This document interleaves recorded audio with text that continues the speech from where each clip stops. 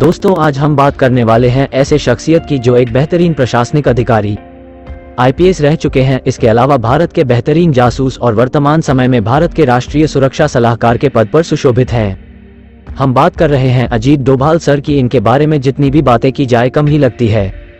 अगर इनके व्यक्तित्व में इतने गुण भरे हो तो चर्चा करना जरूरी बनता है। वे भारत के ऐसे एकमात्र नागरिक हैं जिन्हें शांतिकाल में दिया जाने वाले दूसरे सबसे बड़े पुरस्कार कीर्ति चक्र से सम्मानित किया गया है। यहाँ हम बात कर रहे हैं केरल कैडर के 1968 बैच के आईपीएस अजीत डोभाल की, जो 1972 में भारतीय खुफिया एजेंसी आईबी से जुड़े मूलतः उत्तराखंड के पौड़ी गढ़वाल से आने वाले अजीत डोभाल ने अजमेर मिलिट्री स्कूल से पढ़ाई की है और आगरा विवि से अर्थशास्त्र में एमएम किया। डोभाल कई ऐसे खतरनाक कारनामों को अंजाम दे चुके हैं जिन्हें सुनकर जेम्स बॉन्ड के किस्से भी फीके लगते हैं। वर्तमान में राष्ट्रीय सुरक्षा सलाहकार के पद पर आसीन अजीत कुमार डोभाल से बड़े बड़े मंत्री भी सहमे रहते हैं। आइए जानते हैं अजीत डोभाल के कुछ रोमांचक किस्सों के बारे में। इन्होंने ऑपरेशन ब्लू स्टार में निभाई अहम भूमिका। साल 1984 में 3 से 6 जून तक चले ऑपरेशन ब्लू स्टार को देश कैसे भूल सकता है। तब अमृतसर स्थित हरिमंदिर साहिब परिसर पर खालिस्तान समर्थक जनरल सिंह भिंडरावाले और उनके समर्थकों ने कब्जा कर लिया था। इसको मुक्त कराने के लिए एक अभियान चलाया गया जिसे नाम दिया गया ऑपरेशन ब्लू स्टार। भिंडरावाले को पाकिस्तान का समर्थन मिल रहा था। इस ऑपरेशन में अजीत डोभाल ने एक पाकिस्तानी गुप्तचर की भूमिका निभाई और देश की सेना के लिए खुफिया जानकारी जुटाई। इसकी बदौलत सेना का ऑपरेशन आसान हो गया, जिसने खालिस्तानियों का विश्वास जीत लिया था और उनकी तैयारियों की जानकारी मुहैया करवाई थी। अब बात करते हैं कंधार विमान हाईजैक मामले में भूमिका की। जब 1999 में इंडियन एयरलाइंस की उड़ान IC 814 को काठमांडू से हाईजैक कर लिया गया था, तब उन्हें भारत की ओर से मुख्य वार्ताकार बनाया गया था। बाद में इस फ्लाइट को कंधार ले जाया गया था और यात्रियों को बंधक बना लिया गया था। इसके अलावा कश्मीर में भी उन्होंने उल्लेखनीय काम किया था और उग्रवादी संगठनों में घुसपैठ कर ली थी। उन्होंने उग्रवादियों को ही शांतिरक्षक बनाकर उग्रवाद की धारा को मोड़ दिया था। उन्होंने एक प्रमुख भारत विरोधी उग्रवादी कुका पारे को अपना सबसे बड़ा भेदिया बना लिया था। उत्तर पूर्व राज्यों में करवाया संघर्ष विराम। जूलवी जाति हिंसा की शिकार थे।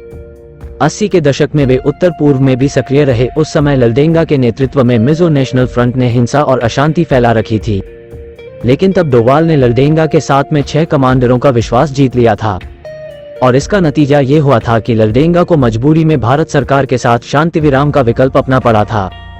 पीओके में ऑपरेशन के पीछे बड़ी भूमिका दिखा। 1991 में रोमानियाई राजनयिक को बचाया।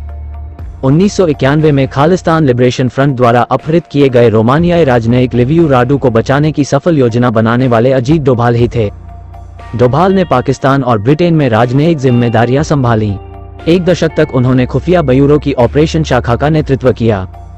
पाक अधिकृत कश्मीर में घुसकर आतंकियों के कैंप को नष्ट करने के ऑपरेशन के पीछे राष्ट्रीय सुरक्षा सलाहकार अजीत डोभाल का बड़ा हाथ है।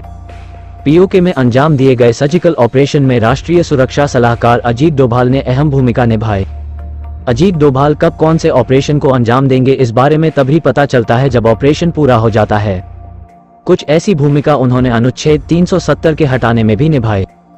डोभाल ने पूर्वोत्तर भारत में सेना पर हुए हमले के बाद सर्जिकल स्ट्राइक की योजना बनाई और भारतीय सेना ने सीमा पार म्यांमार में कार्रवाई कर उग्रवादियों को मार गिराया। भारतीय सेना ने म्यांमार की सेना और NSCN खापलांग गुट के बागियों सहयोग से ऑपरेशन चलाया, जिसमें करीब 30 उग्रवादी मारे गए हैं। डोभाल ने पाकिस्तान और ब्रिटेन में राजनयिक जिम्मेदारियां भी संभाली और फिर करीब 1 दशक तक खुफिया ब्यूरो की ऑपरेशन शाखा का लीड किया। डोभाल कई ऐसे खतरनाक कारनामों को अंजाम दे चुके हैं जिन्हें सुनकर जेम्स बॉन्ड के किस्से भी फीके लगते हैं। अजीत डोभाल से बड़े बड़े मंत्री भी सहमे रहते हैं। वह जहां भी गए और जो भी उन्हें जिम्मेदारी मिली उसे उन्होंने बखूबी निभाया। भारत विरोधी कश्मीरी उग्रवादी कुका पारे उर्फ मोहम्मद यूसुफ पारे को अजीत डोभाल मुख्य धारा में लाए। पाकिस्तान प्रशिक्षित कुका पारे 250 आतंकियों को साथ लेकर पाकिस्तान के खिलाफ हो गया था। उसने जम्मू एंड कश्मीर आवामी लीग नाम की पार्टी बनाई। कुका एक बार विधायक भी बना। 2003 में एक कार्यक्रम से लौटते समय उसकी आतंकियों ने हत्या कर दी थी। ऐसे हैं भारत के राष्ट्रीय सुरक्षा सलाहकार अजीत डोभाल जी, जिनके बारे में जितनी बातें की जाए उतनी ही कम है। ऐसे ही अधिकारियों की वजह से भारत में हर एक आदमी चैन सुकून की नींद सो पाता है। उनके डेडिकेशन और समर्पण को बारंबार प्रणाम।